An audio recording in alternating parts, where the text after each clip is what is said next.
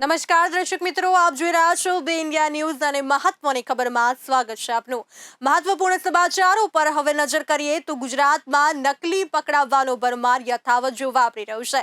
ગુજરાતમાં નકલી ઘી, બટર, ઘી માવો સહિત અનેક ખાદ્ય ચીજ પકડવાનો સિલસિલો યથાવત જોવા મળી રહ્યો છે। ત્યારે વધુ એક વખત ફૂડ એન્ડ ડ્રગ્સની રેડમાં નકલી ઘી બનાવવાનું કૌભાંડ બહાર આવ્યું છે।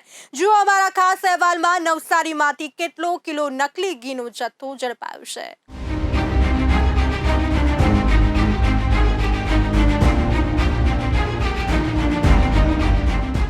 નવસારીમાં ખોરાક અને ઔષધ નિયમન તંત્રએ મોટી કાર્યવાહી કરી નકલી ઘીનો જથ્થો ઝડપી પાડ્યો છે। લોકો અત્યારે પૈસા કમાવવા માટે તમામ હદો વટાવી રહ્યા છે। રાજ્યમાં ક્યાંક ખાદ્ય પદાર્થોમાં જીવજંતુઓ નીકળી રહ્યા છે તો ક્યાંક ખાદ્ય પદાર્થો જ નકલી મળી રહ્યા છે। પૈસાની લાલચે લોકોને ભેળસેળવાળા ખાદ્ય પદાર્થો પધરાવી દેવામાં આવી રહ્યા છે। નોંધનીય છે કે ખોરાક અને ઔષધ નિયમન તંત્ર દ્વારા ભેળસેળવાળું ઘી પકડી પાડવામાં આવ્યું છે। મળતી માહિતી મુજબ શિવ ફૂડ પ્રોડક્ટ્સ નવસારી ખાતેથી ભેળસેળવાળા ઘીના કુલ 8 નમૂના લેવામાં આવ્યા હતા। આશરે 14 લાખથી વધુનો મુદ્દામાલ જપ્ત કરવામાં આવ્યો છે। રાજ્યના નાગરિકોને શુદ્ધ ખોરાક મળે એના માટે રાજ્ય સરકાર, રાજ્યનો આરોગ્ય વિભાગ અને ફૂડ એન્ડ ડ્રગ ડિપાર્ટમેન્ટ સતત કટિબદ્ધ છે। અત્યારે ઉનાળાની ઋતુ છે, ગરમીની સિઝન છે, તો સામાન્ય રીતે આ ટેમ્પરેચરની અંદર જીવજંતુનો ઉપયોગ વધતો હોય છે અને ખાસ કરીને જ્યારે હોટલ, રેસ્ટોરન્ટ, ધાબાવાળા હોય કે જે કોઈ કેન્ટીન હોય, મેસ હોય કે જ્યાં વધારે વ્યક્તિઓ જમતા હોય એવી જગ્યાના રસોડાની અંદર જે food safety and standard act છે એની નીચેના food safety and standard regulation છે, તે રેગ્યુલેશનની જોગવાઈ 4 મુજબ દરેક હોટલ, રેસ્ટોરન્ટના માલિકે એનું પાલન કરવાનું છે। એમાં હાઇજીન અને એની જે સ્વચ્છતા છે એની ગાઈડલાઈન આપવામાં આવેલી છે। તો હોટલની અંદર એ લોકોના દરેક જગ્યાએ જ્યાં એક્ઝોસ્ટ હોય, ખુલ્લી બારી હોય તો એને એક જાળીથી કવર કરવાનું હોય છે।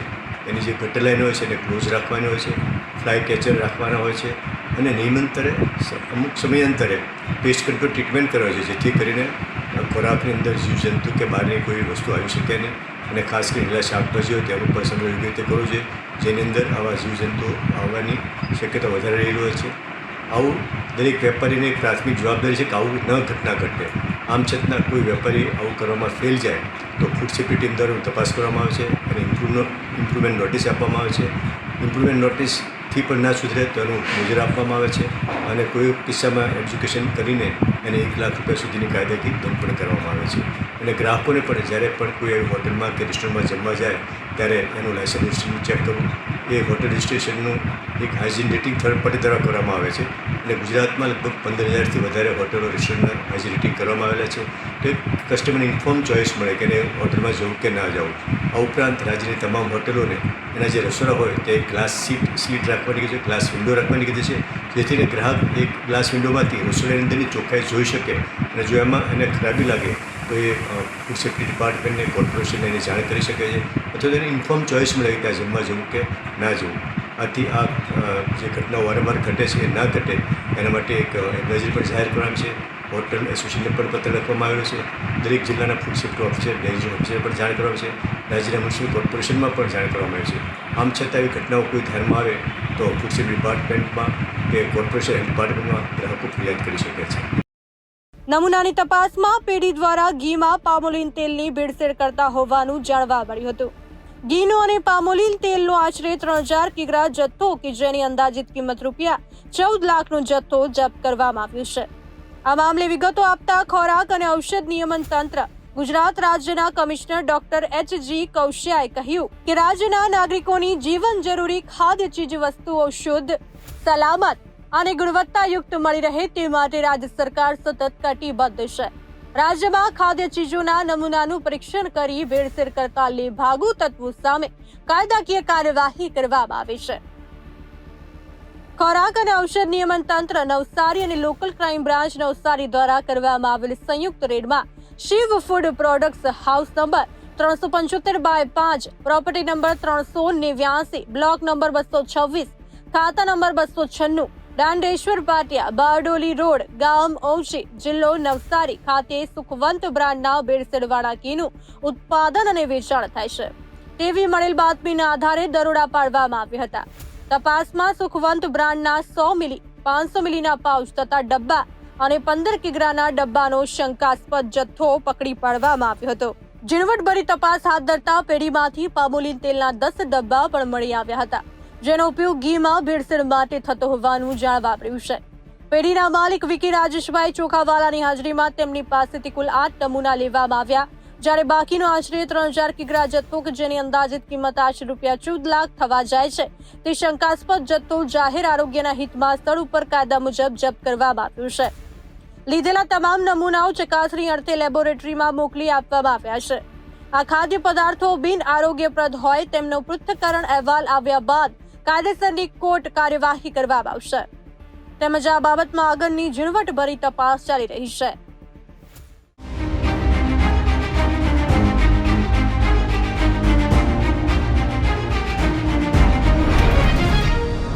ગુજરાતના પંચમહાલ જિલ્લાના ગોધરા સ્થિત જય જલારામ સ્કૂલમાં નીટની પરીક્ષામાં વિદ્યાર્થીઓને પાસ કરાવવા માટે સેટિંગ કરવા સાથે સંબંધિત મામલાની તપાસ માટે કેન્દ્રીય તપાસ બ્યુરો CBIની ટીમ ગોધરા સર્કિટ હાઉસ ખાતે પહોંચ્યા બાદ તપાસ હાથ ધરી હતી. સંબંધિત તપાસના ભાગરૂપે પૂછપરછનો દોર શરૂ થઈ ગયો છે. કેટલીક ચોંકાવનારી વિગત ખુલે તેવી શક્યતા છે.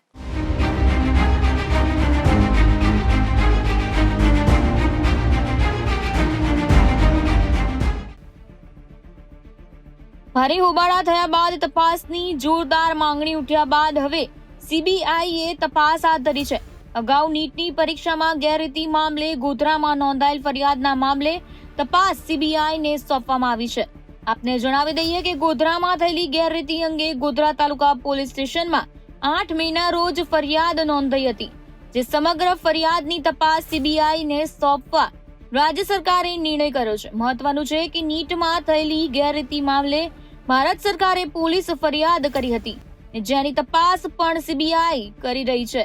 ત્યારે ગોધરામાં નીટની પરીક્ષામાં થયેલી ગેરરીતિની વિસ્તૃત તપાસ થઈ શકે તે હેતુથી ગોધરા તાલુકા પોલીસ મથકમાં નોંધાયેલી FIRની તપાસ પણ રાજ્ય સરકારે CBIને સોંપવાનો નિર્ણય કર્યો હતો. રાજકોટના નીટની પરીક્ષા મુદ્દે વિદ્યાર્થીઓએ વિરોધ કર્યો છે અને રેસકોર્સ પાસે નીટના વિદ્યાર્થીઓ અને વાલીઓ એકઠા થયા હતા. વિદ્યાર્થીઓના વિરોધમાં ડોક્ટર પણ જોડાયા હતા. વિદ્યાર્થીઓએ નીટની પરીક્ષા ફરી વખત ન લેવા માંગ કરી હતી. વાલીઓએ મહેનત કરી પાસ થયેલા વિદ્યાર્થીઓ સાથે અન્યાય થઈ રહ્યો હોવાનો આરોપ લગાવ્યો છે.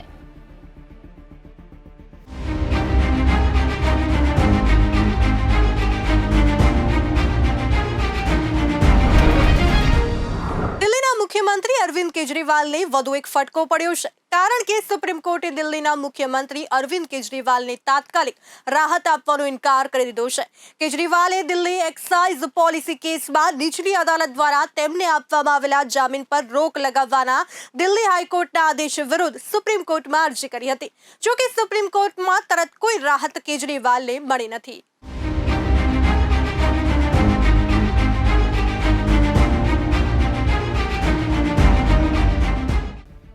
અરવિંદ કેજરીવાલની મુશ્કેલીમાં હાલ કોઈ ઘટાડો થાય તેવી શક્યતા ઓછી છે.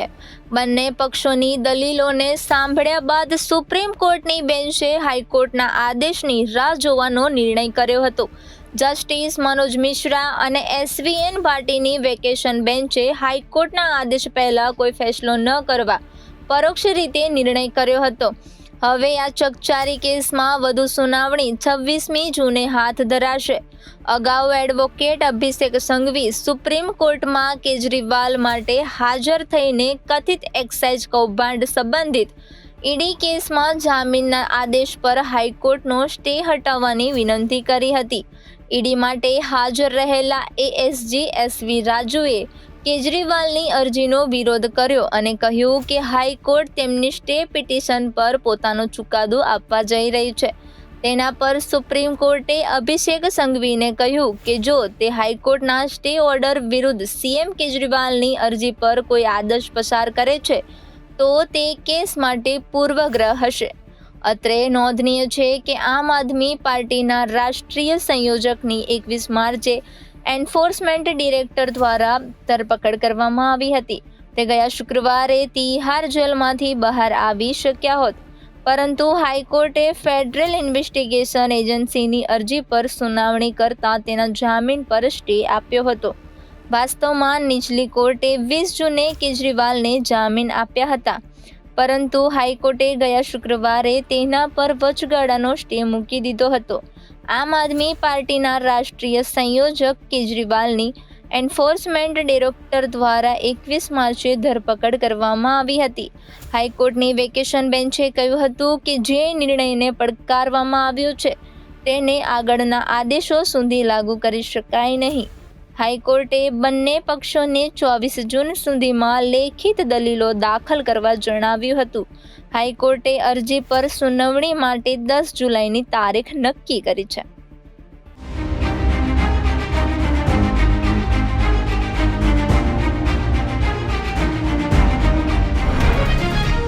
પ્રવેશ પ્રક્રિયાને સરળ અને ઝડપી બનાવવાના હેતુથી ગુજરાત સરકારના શિક્ષણ વિભાગ દ્વારા શરૂ કરવામાં આવેલા ખૂબ જ ઉપયોગી સાબિત થઈ રહેલા પોર્ટલ ગુજરાત કમિશન એડમિશન સર્વિસને લઈને જ હવે સમગ્ર રાજ્યમાં આક્રોશનું મોજું ફરી વળ્યું છે.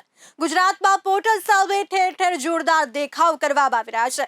વિદ્યાર્થીઓની પોલીસ સાથે ઝપાઝપી થઈ છે, કેટલાકને ઈજા થઈ છે. એક બેભાન થઈ જતા સારવાર માટે ખસેડવાની ફરજ પડી હતી. સૌરાષ્ટ્ર યુનિવર્સિટીને તાળાબંધી કરવામાં આવ્યા બાદ સ્થિતિ વણસી હતી. પોલીસે પણ વિવિધ અસરગ્રસ્ત અને દેખાવવાળા વિસ્તારોમાં સુરક્ષા વધારી દીધી હતી.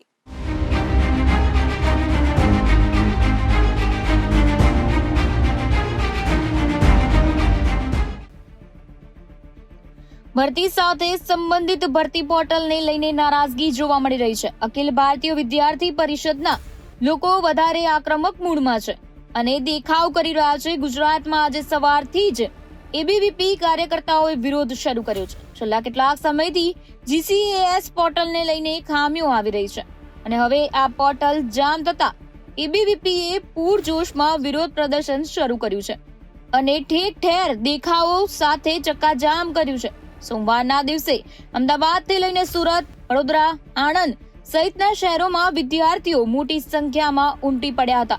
પ્રાપ્ત માહિતી મુજબ ગુજરાતમાં અમદાવાદ, સુરત, વડોદરા, આણંદ, જામનગર, જેતપુર, મહેસાણામાં વિરોધ પ્રદર્શન શરૂ થયું હતું. ખાસ વાત તો એ છે કે વિવિધ પ્રશ્નો વિદ્યાર્થીઓને પડતી મુશ્કેલીને લઈને વિરોધ કરવામાં આવી રહ્યું હતું. આ ઉપરાંત સુરતમાં આજે સવારથી જ એબીવીપીના કાર્યકર્તાઓ રસ્તા રોકીને ચક્કાજામ કર્યો હતો. વિદ્યાર્થીઓનો આરોપ છે કે ખાનગી કોલેજો મનમાની કરી રહી છે અને જીસીએએસ પોર્ટલને લઈને વિરોધ દરમિયાન એબીવીપીના કાર્યકર્તાઓ અને પોલીસ વચ્ચે ઘર્ષણના પણ દ્રશ્યો સર્જાયા હતા અને પોલીસે કેટલાક વિદ્યાર્થીઓની અટકાયત પણ કરી હતી. આ પોર્ટલથી સમગ્ર એડમિશન પ્રક્રિયા ઝડપી થશે, જે આવનાર સમયમાં વરદાન રૂપ સાબિત થશે તેવી વાત કરાઈ હતી, પરંતુ હવે તેની સામે જ નારાજગી જોવા મળી રહી છે. માહિતીના અભાવે ઘણીવાર ખોટા અભ્યાસક્રમમાં ખોટી રીતે એડમિશન લેવાની ભૂલ થતી હોય છે અને વિશાળ શ્રેણીમાં ઉપલબ્ધ તકમાંથી ઉત્તમ તક ઝડપીને પ્રક્રિયા સરળ બનાવવી એ જ આ પોર્ટલનું કામ છે, પરંતુ તેની સામે પ્રશ્ન ઉઠી રહ્યા છે. નોંધનીય છે કે આ પોર્ટલને કારણે 12મા ધોરણ પછી વિદ્યાર્થી અને વાલીને આર્ટ્સ, કોમર્સ, સાયન્સ, રૂરલ અને સ્ટડીઝના અનેકવિધ અભ્યાસક્રમો છે, અનેક યુનિવર્સિટી છે, અનેક કોલેજો છે. તેમાંથી પોતાની મનપસંદ સંસ્થા અને અભ્યાસક્રમ પસંદ કરવાની વિશાળ તક પ્રાપ્ત છે અને જીસીએએસ પોર્ટલ અંગ્રેજી અને ગુજરાતી એ 2 ભાષામાં ઉપલબ્ધ છે.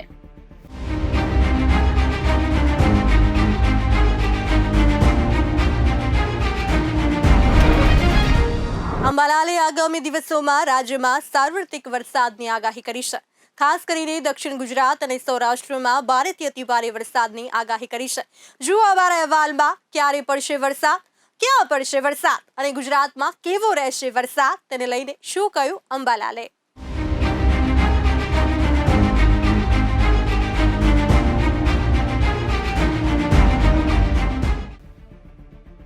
રાજ્યના સૌથી વધુ તાલુકાઓમાં મેઘરાજા મહેર વરસાવી રહ્યા છે.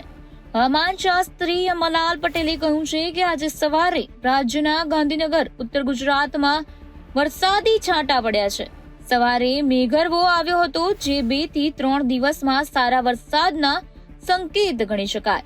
મેઘરવો ભાદરવામાં આવતો બંધ થાય તો વરસાદ ગયો સમજો. મેઘરવો વરસાદનો દાર્શનિક પુરાવો છે. તેવું અંબાલાલે કહ્યું. અંબાલાલે કહ્યું કે શ્રવણ પંચકામાં વરસાદ થાય પછી સારો વરસાદ થઈ શકે છે. તારીખ 25 થી 26 જૂનથી દક્ષિણ ગુજરાત અને દક્ષિણ સૌરાષ્ટ્રમાં સારો વરસાદ થઈ શકે છે. 28 જૂન સુધી જૂનાગઢના ભાગોમાં ભારેથી અતિ ભારે વરસાદ થઈ શકે છે. આજે 23 જૂનથી લગભગ 2 થી 3 દિવસમાં ઘણા ભાગોમાં વરસાદ થવાની શક્યતા રહે છે. આંધ્ર નક્ષત્રમાં વરસાદ સારો થશે. દક્ષિણ સૌરાષ્ટ્રના કેટલાક ભાગોમાં ભારે વરસાદ થવાની શક્યતા રહે છે. અમરેલી ભાવનગરના ભાગોમાં વરસાદ થવાની શક્યતા રહે છે. જામનગર અને ઉત્તર સૌરાષ્ટ્રના ભાગોમાં પણ વરસાદ થવાની શક્યતા રહે છે. મધ્ય સૌરાષ્ટ્રમાં પણ વરસાદ થવાની શક્યતા રહે છે. ઉત્તર ગુજરાતના ભાગોમાં, મધ્ય ગુજરાતના ભાગોમાં, પૂર્વ ગુજરાતના ભાગોમાં, પંચમહાલ વગેરે ભાગોમાં અને કચ્છના વગેરે ભાગોમાં 1 ઇંચ આસપાસ વરસાદ થવાની શક્યતા રહે છે. આ ઉપરાંત આહવાજક વલસાડમાં દક્ષિણ ગુજરાતના ભાગમાં 6 થી 8 ઇંચ વરસાદ થવાની શક્યતા રહે છે. સુરત વગેરે ભાગોમાં 4 થી 5 ઇંચ જેવો વરસાદ થવાની શક્યતા રહે છે. એટલે અને ત્યારબાદ એક ભારે વહન 28 થી 30 જૂન અને લગભગ જુલાઈના પ્રથમ સપ્તાહ સુધી આવવાની શક્યતા રહે છે. આ વહન જબરું છે અને આ વહનના કારણે લગભગ કેટલાક ભાગમાં ભારેથી અતિભારે વરસાદ થવાની શક્યતા રહે છે. પશ્ચિમ ઘાટમાં ક્યારેક ફ્લડિંગ જેવી કન્ડિશન રહી શકવાની શક્યતા રહે છે, જેમાં આવાજક વરસાદમાં ભારેથી અતિભારે વરસાદ થવાની શક્યતા રહે છે. અને દક્ષિણ સૌરાષ્ટ્રના ભાગોમાં પૂર્વ ભાગમાં 8 થી 10 ઇંચ જેવો વરસાદ થવાની શક્યતા રહે છે. જામનગરના ભાગોમાં પણ વરસાદ થવાની શક્યતા રહે છે અને ઉત્તર ગુજરાત, મધ્ય ગુજરાત વગેરે ભાગોમાં વરસાદ થવાની શક્યતા રહે છે. એટલે આ ચોમાસું વહન હવે ધીરે ધીરે શક્ય થશે. 28 જૂનથી લગભગ જુલાઈના પ્રથમ સપ્તાહમાં ખેડૂત ભાઈઓ ચિંતા કરવાની અત્યારે જરૂર નથી. જી. અંબાલાલની આગાહી અનુસાર કચ્છના ભાગોમાં પણ વરસાદ થવાની શક્યતા છે. જામનગરના ભાગોમાં ભારે વરસાદ થઈ શકે છે. પોરબંદર, દ્વારકામાં પણ ભારે વરસાદ સંભાવના છે ને ઉત્તર સૌરાષ્ટ્ર, રાજકોટ, સુરેન્દ્રનગર, હળવદ, ધાંગધ્રા વગેરેમાં વરસાદ આવી શકે છે. બોટાદ અને ભાવનગરમાં પણ સારો વરસાદ થવાની શક્યતા છે. 28 થી 30 જૂન મધ્યપ્રદેશના ભાગોમાં સારો વરસાદ આવી શકે છે. ઉત્તર ગુજરાતના બનાસકાંઠા, મહેસાણા, પાટણ અને સમીહારીજ, વિસનગર સહિતના વિસ્તારમાં સારો વરસાદ થશે. પંચમહાલના વિસ્તારોમાં પણ સારો વરસાદ થવાની આગાહી અંબાલાલે કરી છે. આ સાથે અરવલ્લી અને સાબરકાંઠા તથા કચ્છના ભાગોમાં પણ સારા વરસાદની આગાહી કરવામાં આવી છે. જુલાઈના પ્રથમ સપ્તાહ માત્ર કચ્છના કેટલાક ભાગોમાં ભારે વરસાદ આવી શકે છે, તો ઉત્તર ગુજરાતમાં ભારે વરસાદના કારણે જળાશયોમાં પાણીની આવક વધી શકે છે. તેમજ મધ્ય ગુજરાતના ભાગોમાં સારો વરસાદ થઈ શકે છે. દક્ષિણ ગુજરાતમાં ભારેથી અતિ ભારે વરસાદ થઈ શકે છે.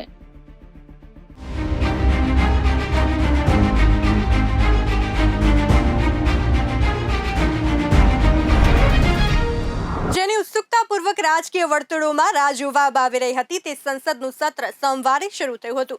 સંસદનું સત્ર શરૂ થયા બાદ આ સત્ર દરમિયાન અનેક મુદ્દા છવાઈ જાય તેવી શક્યતા છે. આ વખતે વિપક્ષ પણ મજબૂત સ્થિતિમાં હોવાને કારણે વડાપ્રધાન નરેન્દ્ર મોદીના નેતૃત્વમાં એનડીએ સરકારની આકરી કસોટી થઈ શકે છે. પ્રથમ દિવસે વડાપ્રધાન સહિત નવા ચૂંટાયેલા તમામ સંસદ સભ્યોએ શપથ લીધા હતા. 18મી લોકસભાનું પ્રથમ સત્ર શરૂ થયા બાદ ભારે ઉત્સુકતા રહી હતી.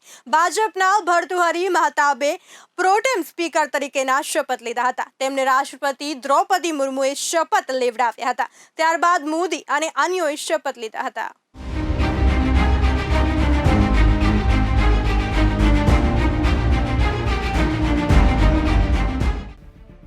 સંસદનું સત્ર સોમવારના દિવસે શરૂ થયા બાદ હાઉસફુલના શો વચ્ચે સૌથી પહેલા પ્રોટેમ સ્પીકર અને ત્યારબાદ તમામ ચૂંટાયેલા સભ્યોએ શપથ લીધા હતા. પ્રોટેમ સ્પીકરના શપથ બાદ ચૂંટાયેલા સભ્યોની શપથવિધિ શરૂ થઈ હતી. मैं नरेंद्र दामोदर दास मोदी जो लोकसभा का सदस्य निर्वाचित हुआ हूं, ईश्वर की शपथ लेता हूं कि मैं विधि द्वारा स्थापित भारत के संविधान के प्रति सच्ची श्रद्धा और निष्ठा रखूंगा. मैं भारत की प्रभुता और अखंडता अक्षुण्ण रखूंगा तथा जिस पद को मैं ग्रहण करने वाला हूं उसके कर्तव्यों का श्रद्धापूर्वक निर्वहन करूंगा। પીએમ મોદીએ શપથ લીધા હતા અને વડાપ્રધાન નરેન્દ્ર મોદીએ 18મી લોકસભા સત્રની શરૂઆત પહેલા પોતાના સંબોધનમાં કહ્યું હતું કે આઝાદી પછી પહેલીવાર આ શપથ સમારોહ આપણી જ સાંસદમાં યોજાઈ રહ્યો છે। અત્યાર સુધી આ પ્રક્રિયા જૂના મકાનમાં થતી હતી। હું તમામ સાંસદોનું સ્વાગત કરું છું। સંસદીય લોકશાહીમાં આજનો દિવસ ગૌરવપૂર્ણ છે। આજનો દિવસ ગૌરવનો દિવસ છે। સત્રના પ્રથમ દિવસે વિપક્ષે 7 વખતના સાંસદ ભર્તુહરી મહતાબની પ્રોટેમ સ્પીકર તરીકે નિમણૂક સામે વિરોધ નોંધાવવાનું નક્કી કર્યું હતું। કોંગ્રેસનું કહેવું છે કે વરિષ્ઠતાના આધારે તેના સાંસદ કે સુરેશ આ પદ માટે પ્રબળ દાવેદાર છે। જો કે સરકારનું વલણ એવું છે કે વર્તમાન લોકસભામાં સતત સૌથી લાંબી મુદત સુધી હાર્યા વિના સાંસદ તરીકે સેવા આપવાના સંદર્ભમાં મહતાબ સૌથી વરિષ્ઠ છે। વરિષ્ઠ સાંસદો પ્રોટેમ સ્પીકરને 26 જૂન સુધી ગૃહ ચલાવવામાં મદદ કરશે। 3 જુલાઈ સુધી ચાલનાર સત્રના પ્રથમ 2 દિવસે નવા સાંસદોને શપથ લેવડાવવામાં આવશે। અને જણાવી દઈએ કે નવા લોકસભા અધ્યક્ષની ચૂંટણી બુધવારે થશે, જ્યારે ગુરુવારે રાષ્ટ્રપતિ દ્રૌપદી મુર્મુ બંને ગૃહોની સંયુક્ત બેઠકને સંબોધિત કરશે અને પ્રોટેમ પ્રેસિડેન્ટની નિમણૂક ઉપરાંત વિપક્ષે નીટ અને યુજી પેપર લીક અને અન્ય સ્પર્ધાત્મક પરીક્ષાઓને મોકૂફ રાખવાના મામલે સરકારને ઘેરવાની રણનીતિ પણ બનાવી છે।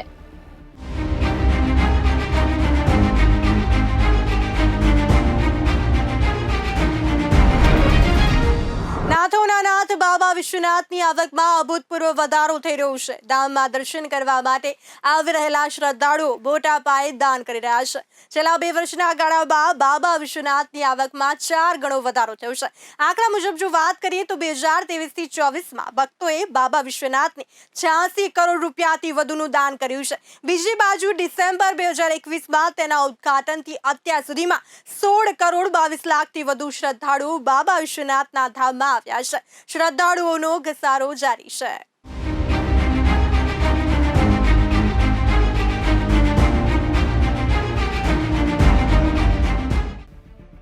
બાબા વિશ્વનાથ ધામમાં આવતા શ્રદ્ધાળુઓની સંખ્યામાં સતત વધારો થઈ રહ્યો છે। સાથે સાથે ધામમાં આવતા શ્રદ્ધાળુઓ મોટા પાયે દાન કરી રહ્યા છે। આ દાનમાં સોનું, ચાંદી અને કિંમતી ધાતુઓ સાથે પૈસાનો પણ સમાવેશ થાય છે। જો આપણે વર્ષ 2021ની વાત કરીએ તો તે સમયે ભક્તોએ એક વર્ષમાં બાબા વિશ્વનાથને 20 કરોડ 72 લાખ રૂપિયાની વધુનો પ્રસાદ ચઢાવ્યો હતો। જો આ દ્રષ્ટિકોણથી જોવામાં આવે તો 2 વર્ષમાં બાબાની આવક 4 ગણીથી વધી ગઈ છે। કાશી વિશ્વનાથ મંદિરના મુખ્ય કાર્યકારી અધિકારી વિશ્વભૂષણ મિશ્રાએ કહ્યું છે કે નાણાકીય વર્ષ 2017-18થી બાબાની આવક સતત વધી રહી છે। વર્ષ 2023-24માં આ વધારાએ નવો રેકોર્ડ બનાવ્યો છે। અત્રે નોંધનીય છે કે માત્ર દાન જ નહીં પરંતુ બાબા વિશ્વનાથ મંદિરની સુવ્યવસ્થિત વ્યવસ્થાના કારણે બાબાધામમાં ભક્તોની સંખ્યામાં સતત વધારો થઈ રહ્યો છે। ડિસેમ્બર 2021માં તેના ઉદ્ઘાટનથી અત્યાર સુધીમાં 16 કરોડ 22 લાખથી વધુ શ્રદ્ધાળુઓ બાબા વિશ્વનાથના ધામમાં આવ્યા છે। ઉનાળો હોય કે વરસાદ, દરેક ઋતુમાં ભક્તો માટે યાત્રાને સરળ બનાવવા માટે મંદિર પ્રશાસન પણ વ્યવસ્થા કરી રહ્યું છે। આ જ કારણ છે કે આ વર્ષે કાળઝાળ ગરમી વચ્ચે પણ ભક્તો કાશી વિશ્વનાથ મંદિરે બાબાના દર્શન માટે પહોંચ્યા છે અને છેલ્લા 3 મહિનામાં રેકોર્ડ તોડ્યો છે।